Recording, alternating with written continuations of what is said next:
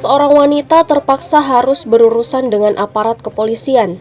Betapa tidak, wanita yang bekerja di salah satu rumah sakit di Makassar ini telah melakukan pencurian di mana korbannya adalah temannya sendiri.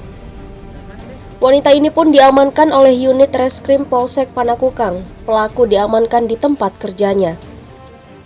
Kejadian itu berawal saat pelaku berkunjung di indekos korban di Jalan Abdullah Daeng Sirua. Kemudian menginap dan keesokan harinya pelaku membawa lari kartu anjungan tunai mandiri atau ATM korban. Usai membawa ATM korban, pelaku pergi ke ATM untuk melancarkan aksinya. Semua tabungan korban di kartu ATM itu dijarah habis pelaku dengan cara mentransfer ke rekening pribadinya.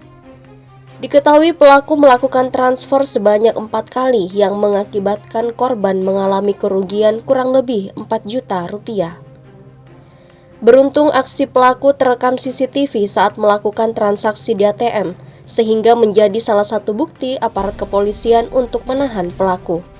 Jadi pada saat kejadian, pelaku menginap di kamar kos korban.